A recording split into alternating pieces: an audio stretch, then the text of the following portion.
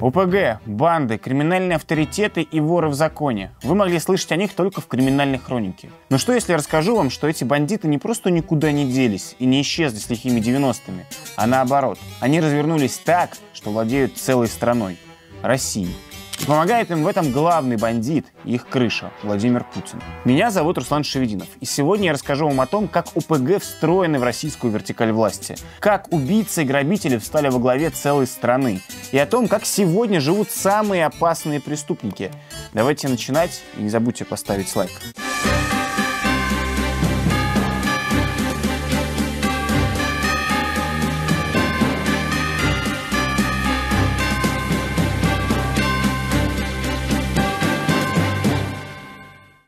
Начнем с одной из самых влиятельных банд Петербурга из 90-х. Это Тамбовско-Малышевская ОПГ. Малышевскими управлял криминальный авторитет Александр Малышев. Лидером тамбовской группировки, в свою очередь, был бандит по имени Владимир Кумарин. Он считался самым влиятельным петербургским криминальным авторитетом и даже носил прозвище «Ночной губернатор Петербурга».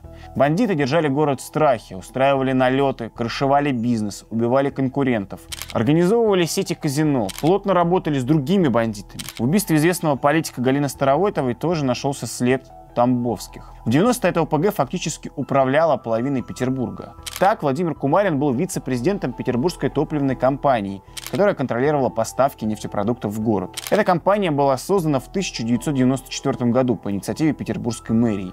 Именно в этот период там работал будущий президент России Владимир Путин. Эта деятельность не менее интересна, чем та, которой я занимался раньше. При его покровительстве бандиты управляли ключевыми отраслями города.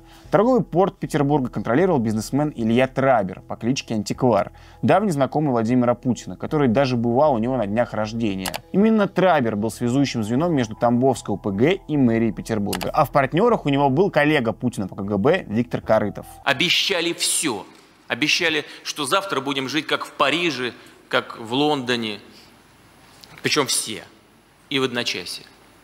К чему это привело, вы все хорошо знаете. К полному развалу экономики и социальной сферы. К разгулу бандитизма. И, с горечью это говорю, к беспрецедентному разграблению государства в 90-е годы. Одним из лидеров Тамбовской ОПГ был Геннадий Петров. Его называют личным, близким другом Владимира Путина. Они были знакомы еще со времен КГБ. Когда в 90-х Путин заседал в мэрии Петербурга, у Петрова бизнес шел в гору. Геннадий Петров был сооснователем, держателем крупного пакета акций Банка России. Того самого Банка России, который мы с вами сейчас знаем как Банк друзей Путина. В 1996 году Петров переселился из Петербурга на курортное побережье Испании, где и привлек внимание местных силовиков. Летом 2008 года испанская полиция провела целую масштабную спецоперацию под кодовым названием «Тройка». В 4 городах Испании были задержаны 20 человек. Целью операции была так называемая русская мафия, участники Тамбовско-Малышевской ОПГ во главе с Геннадием Петровым. В Мадриде начались допросы задержанных в минувшую пятницу россиян. В результате масштабной облавы испанской полиции были задержаны около 20 российских мафиози. После его ареста выяснились многие интересные подробности. Оказалось, что члены русской мафии планировали приобрести недвижимость в Испании для самого Владимира Путина. Позже СМИ сообщали, что Путину принадлежит роскошное поместье недалеко от испанской Марбельи с вертолетной площадкой, виноградником и гаражом на 22 автомобиля. Также выяснилось, что Петров поддерживал дружеские отношения со многими статусными российскими чиновниками. С ними он по-свойски обсуждал вопросы бизнеса, назначения крупных чиновников и руководителей госкомпаний. В частности, Петров тесно общался с депутатом Госдумы Владиславом Резником, генералом ФСБ Сергеем Королевым и прокурором Петербурга Сергеем Литвиненко. Бывшего министра обороны Анатолия Сердюкова Геннадий Петров в телефонных разговорах просто по-дружески называл Толиком. Бывшего премьер-министра Зубкова Витей. Были у Толика с Сашенькой, а потом к Лене доехали. Вот сейчас едем домой. Ну как там Толик? Антоша, очень хорошо. В общем, надо будет тебе приехать.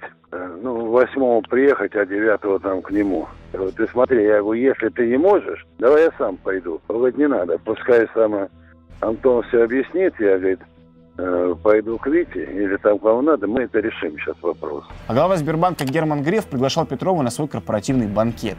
Друг ваш Греф пригласил на банкет 12 ноября в честь 166-летия Сбербанка. Говорю, я пойду от вас привет передавать. Передай, Пламен, да. Да, скажу. На лодке катался? Все, катался. Скажи, да. Да, вот я привет получил.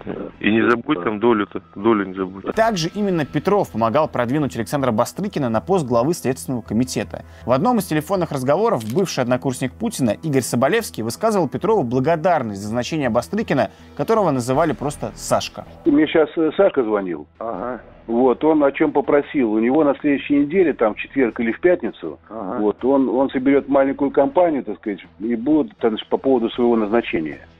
Вот, он попросил меня, чтобы, так сказать, я, если это возможно, значит, вот, через себя устроил встречу. Не встречу, а попросить того человека, с которым они должны были в Питере встретиться, чтобы он там в Москве к нему приехал на это празднование. Показания по испанскому делу давал важный свидетель Михаил Монастырский. Он успел рассказать испанскому правосудию, что Тамбовскую ОПГ курировала сама ФСБ, которая создала банду с целью обогащения. Через месяц после этих показаний Монастырский внезапно погиб. Его сбил цементовоз во Франции. До этого в 2006 году в Лондоне был убит бывший ФСБшник Александр Литвиненко, заявивший о связях преступного мира с окружением Путина. Литвиненко утверждал, что группа Владимира Путина вместе с Тамбовской ОПГ была причастна к наркотрафику из Афганистана и отмыванию денег одного из колумбийских наркокартелей. Одним из ключевых людей в этой схеме в 90-х был генерал ФСБ Виктор Иванов. Они идут транзитом через Россию в питерский порт, а из питерского порта они идут в Испанию, где расфасовываются, идут в Испанию и дальше по всей Европе. У нас по оперативным материалам в Питере наркотики шли через питерский порт, который прикрывали сотрудники ФСБ Санкт-Петербурга. Дело в Испании продолжалось больше 10 лет. В конечном итоге оно развалилось в суде. Сам Петров вышел под залог еще в 2010 году, а в 2012 он отпросился у испанских прокуроров на лечение в России. Так там и остался. Российские власти ответили Испании, что у них претензий к Петрову нет. А сам Петров и сегодня чувствует себя превосходно. Он проживал в одном из элитных домов на Каменном острове в Петербурге, под одной крышей с другими приближенными Путина. Также Петров связан с многомиллиардными российскими госпроектами. В частности, Петрову принадлежит почти половина компаний, причастной к строительству трассы Таврида в аннексированном Крыму. А еще, как следовало из прослушек, он был одним из фактически руководителей Объединенной авиастроительной корпорации. Это монополист на российском рынке авиастроения. Вчера я был у Федорова, это в УАКе. Мы вчера постановление уже написали, указ написали, проекты постановления, указа по этим вопросам. Там Левитин поддержал, Иванов Сергей Борисович он одобрил. Именно так же разговор и был. Огромной частью бизнеса Петрова владеет его сын Антон. Еще будучи молодым человеком, Антон строил элитную недвижимость и инвестировал миллиарды в ювелирную сеть, управлял ломбардами и бизнес-центрами, а сейчас тесно связан с одним из управляющих горнодобывающего холдинга «Евраз». Другой лидер этой группировки, Владимир Кумарин, более известный как Кум, тоже вхож в российскую элиту. Если раньше он держал под контролем весь Петербург, активно скупал чиновников, сотрудников правоохранительных органов, занимался контрабандой и налетами, то в начале нулевых он старался создать себе образ честного предпринимателя. Пытался легализовать свою преступную деятельность, скупал дома на Невском, агропромышленные холдинги, транспортные предприятия, а еще тесно общался со многими известными людьми. Вот, к примеру, 2006 год. У Владимира Кумарина юбилей, ему исполняется 50. В честь этого эпохального события под крышей питерского ресторана собираются криминальные авторитеты, журналисты, депутаты, артисты, священники и спортсмены. За убийцу и бандита Кумарина поднимают тост звезды шоу-бизнеса. Ему вручают почетные грамоты и направляют поздравительные телеграммы многие чиновники. Дорогие друзья, я рад, что вы все приехали. 50 лет – это хороший повод, чтобы нам всем встретиться. Будем 2 дня веселиться, отдыхать. Забудем немножко обо всем. Гости веселятся, приятно проводят время. И все это в компании бандита Кумарина. Его они называют уважаемым человеком и добрым меценатом. Там же Розенбаум, Винокур, Лепс и Сусупов-Лиашвили. Вот я счастлив присутствовать на день рождения нам всем любимого, уважаемого человека. Володя, я тебя обожаю, ты это знаешь, мой дорогой, я рядом с тобой. Мы еще много чего хорошего и доброго сделаем. Дай Бог тебе еще больше здоровья и чтобы эти люди никогда не болели у тебя. Здесь собрались все сливки общества. Будущий пресс-секретарь Роснефти Михаил Леонтьев благодарит за возможность оказаться на этом празднике жизни. Благодарю за возможность.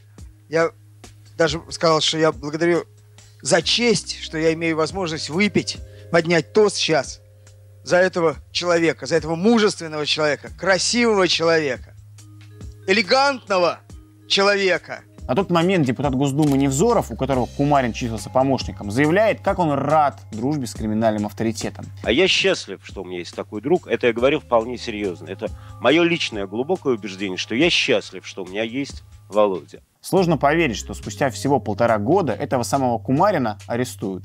В 2007 году в процессе передела активов московские автоматчики в масках устроили показательные задержания Кумарина в Петербурге. Через несколько лет его приговорили к 24 годам колонии за рейдерский захват и заказные убийства. Владимир Барсуков-Кумарин – создатель и эффективный управленец Тамбовской организованной преступной группировки. Теперь официально.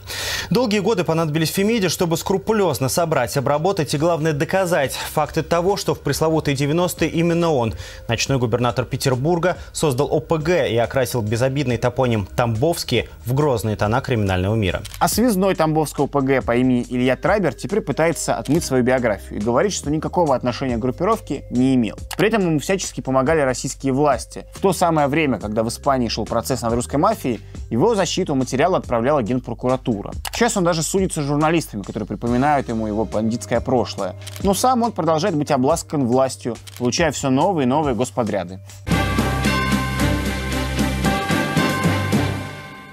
Еще одни бандиты, наводившие ужас на всю Россию и плотно вписавшие себя в ее историю. Это Подольская и Измайловская ОПГ. Для удобства с вами объединим их, так как они были союзниками во многих делах. В 90-е Подольские и Измайловские образовали стратегический союз, фактически став единой ОПГ. Подольских возглавлял Сергей Лалакин по кличке Лучок.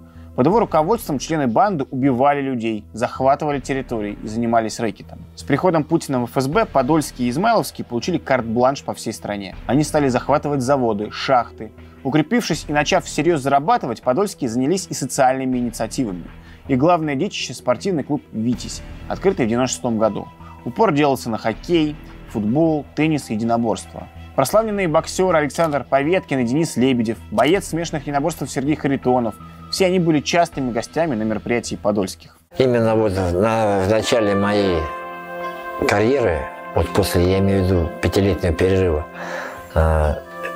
клуб «Витязь» мне дал такой толчок. У Подольских и Измайловских были свои депутаты, были люди в Генпрокуратуре, церковные деятели. Как и другие бандиты того времени, они часто давали деньги на ремонт церквей. Мы все православные люди, крещенные, и жить, как говорили, без Бога в голове, это, значит, не жить вообще лучше. Уже упомянутый, убитый Александр Литвиненко рассказывал, что ФСБшники крышевали и членов этой ОПГ. А сегодня эти же люди стали уважаемыми бизнесменами и чиновниками. Я не буду называть бандой тех людей, которые были у руля в 90-х годах. Сергей Лалакин по кличке Лучок из криминального авторитета заделался меценатом, который спонсирует десантные войска. Путин даже награждал его медалью ордена за заслуги перед Отечеством 2-й степени. Вот грамота от президента Российской Федерации Владимира Владимировича Путина за большие достижения в области паралимпийского спорта. Из публичных людей дружбой с Лалакиным гордится шоумен Владимир Винокур. Серега, я рад, что мы сделали небольшую экскурсию. Как раз сегодня пустовато в офисе театра. Ребята готовятся к отъезду. Но все тебя любят, все тебе огромный привет передают. Сын Лучка Максим Лалакин владел несколькими торговыми центрами в Москве и Подмосковье и входил в руководство бизнес-организации «Деловая Россия». Друг Лучка и другой лидер Подольского ПГ, авторитет Борис Иванюженков по кличке Ротан, весной 1999 года стал российским министром спорта. А сейчас уже много лет заседает в кресле депутата Госдумы от КПРФ. Вот посмотрите, тут он рядом с Зюгановым. Я не буду говорить, сколько там восстановлено храмов, монастырей, знаете, когда вообще на это никто не обращал внимания. А это делалось в те времена. И с нашими партнерами, друзьями мы по возможности, понятно, у нас не такие большие возможности, но мы это все делали и восстанавливали. Семьи Лучка и Ротана остаются в тесной связи и сегодня. Так, на странице ВКонтакте у младшего сына Лалакина Игоря висит фотография вместе с Артемом Иванюженковым, младшим сыном Бориса. Она как будто точность повторяет фотографию времен расцвета Подольского ПГ, где Лучок и Ротан позируют вместе. Другие члены ОПГ Михаил Данилов и Антон Пинский стали предпринимателями и достигли больших успехов в индустрии ночных клубов Москвы. Они же помогали отмывать деньги подольских в Испании через покупку земельных участков, яхт, вилл, роскошных ресторанов и ночных клубов. Еще один авторитетный бизнесмен подольских, Сергей Попов, по кличке Поп, сейчас управляет строительной компанией и проектами в Москве и Подольске. А еще Попов является крестным отцом одного из детей олигарха Олега Дерипаски. К тому же первым местом работы Максима Лакина была компания Дерипаски «Русал». При этом Измайловская ОПГ связана и с другими олигархами. Андрей Бокарев и Искандер Махмудов. Оба проходили фигурантами нескольких уголовных дел как предприниматели, через которых отмывались деньги бандитов. В материалах испанского уголовного дела 2008 года говорится, что Бокарев и Махмудов легализовывали деньги Тамбовско-Малышевской ОПГ. А в свою очередь в немецком уголовном деле от 2007 года они являются держателями общака Измайловской ОПГ. Бокарев и Махмудов, несмотря на то, что они плотно связаны с криминальным миром, миллиардеры, входят в список Forbes и по нынешним меркам являются представителями путинской элиты. Они держат УГМК, они контролируют Трансмашхолдинг, поставляют пассажирские поезда и вагоны, поезда метро, локомотивы, являются одними из лидеров в области получения госконтрактов. В бизнес-партнерах у них был замминистра обороны Криворучко. Путин даже награждал Махмудова медалью ордена за заслуги перед Отечеством. Ну, мне нечего сказать, президент. Ну, что я там буду делать? Пойти пожаловаться на какую-то свою проблему? Глупо, по-моему. Но при этом ни Бокарев, ни Махмудов, несмотря на их связи с ОПГ, не попали под европейские санкции. Вместо этого они оба обзавелись виллами во Франции. В Латвии им принадлежит крупнейший рижский машиностроительный завод. Главный заграничный офис Трансмашхолдинга расположен в Швейцарии. Бокарев и Махмудов контролируют долю в нидерландских машиностроительных компаниях и немецкую компанию по производству двигателей. Чувствуют себя неприкасаемыми. Трансмашхолдинг работает уверенно. И, да, несмотря на все сложности, определенные обороты даже набрал, да? Да, за последние 4 года это особенно заметно. Компания образована в 2002 году. И за этот период прошла достаточно большой, набрала обороты. С Измайловскими был связан и олигарх Михаил Черной. Когда-то он был криминальным авторитетом по прозвищу Миша Крыша, пока не стал уважаемым бизнесменом. Черной был партнером Дерипаски, контролировал крупнейшие алюминиевые заводы в стране. Его даже называли алюминиевым королем России. Сейчас он скрывается от Интерпола в Израиле. Как я себя почувствовал? Я, в принципе, стал тогда, когда я уже жил здесь, в Израиле. И у меня был не только бизнес в России, но бизнес был и в других странах мира. У Измайловских до сих пор остаются связи в силовых структурах. В частности, с членами этой банды плотно связан нынешний глава МВД Владимир Колокольцев. Он давний друг Измайловского, Льва Черепова, по кличке Череп. Супруга Черепа, Лилия, даже переписала на семью Колокольцевых роскошное имение на Рублевке. Быть полицейским значит с честью служить Родине, стоять на страже закона, защищать права и свободы граждан. Не менее влиятельная банда из 90-х – Солнцевская ОПГ. Эта группировка возникла в начале 90-х годов в Москве на территории муниципального округа Солнцево. На их счету много резонансных преступлений. Солнцевские занимались рэкетом, контрабандой, продажей наркотиков, крышеванием проституции и похищением людей. У них на зарплате сидели многие прокуроры, генералы МВД и ФСБ. Они вели дела с итальянской мафией, с колумбийским наркокартелем. А когда в Испании против них возбудили дело об отмывании денег, их защищала уполномоченная по правам человека Татьяна Москалькова. В конце 90-х был даже крупный скандал. Тогда министр юстиции Ковалев подал в отставку из-за связи с Солнцевской ОПГ. Журналисты опубликовали на него компромат. Они засняли Ковалева с 3 проститутками в сауне Солнцевской ОПГ. Девушки, кстати, тоже были оплачены солнцевскими. Эта ОПГ не ограничивалась влиянием только в России. Нынешний президент США Дональд Трамп когда-то, будучи бизнесменом, пытался выйти на российский рынок. И делал он это именно через солнцевскую преступную группировку. Солнцевские чувствовали себя как дома в знаменитых башнях Трампа, Трамп Тауэр. С бандитами был связан друг Трампа, олигарх Арас Агаларов.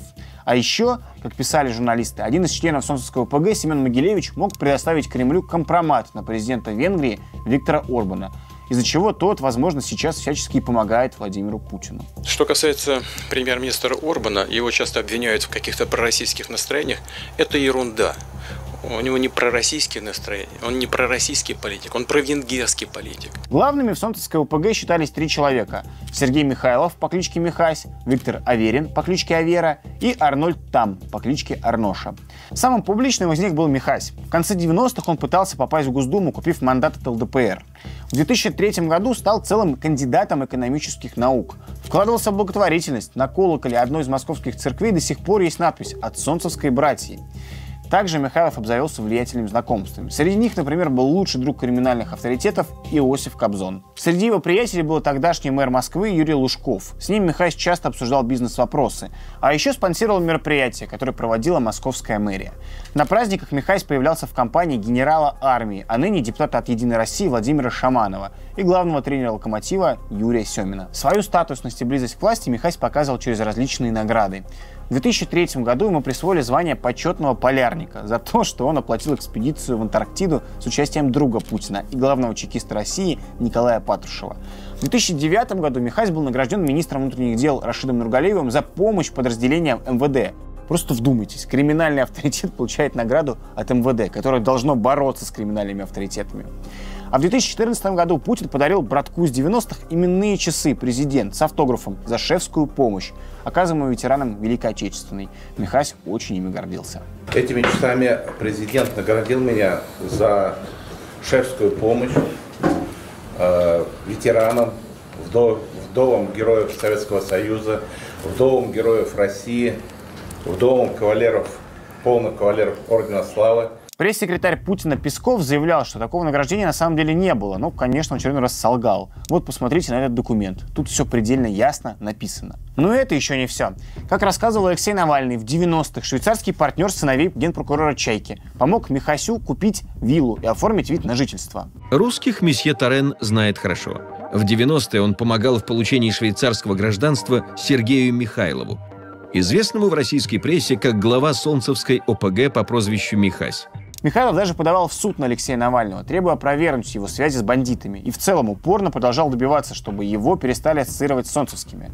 Михайлов постоянно требовал через суд удалить из выдачи поисковых систем ссылки на сайты, где рассказывается о его связи с бандитами. Я очень благодарен законодателям, что есть возможность себя обелить. Конечно, то, что я делаю, на самом деле, тем, кем являюсь, это совсем не соответствует то, что вот пишут в интернетах. Сейчас он всячески отрицает свое знакомство с членами ОПГ и утверждает, что является законопослушным гражданином. Юридически это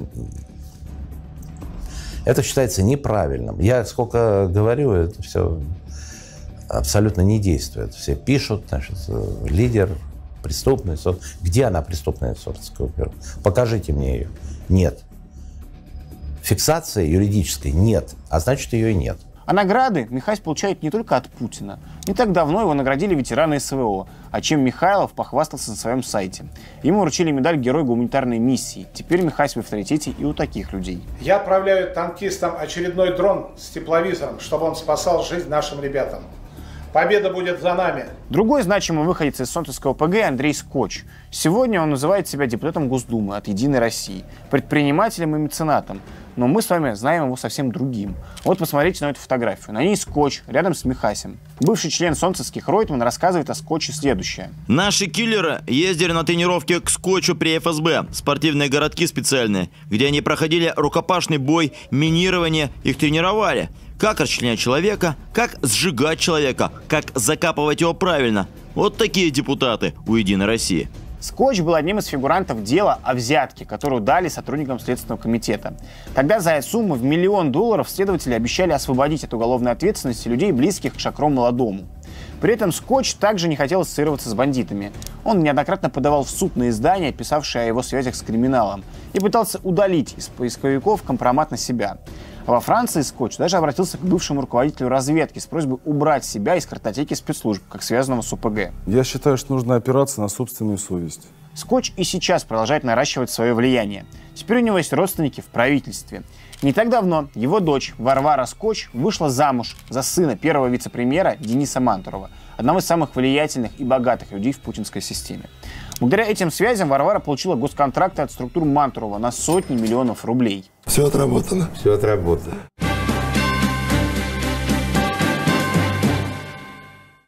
Как вы видите, история российских ОПГ не закончилась в 90-х. Она продолжается и по сей день.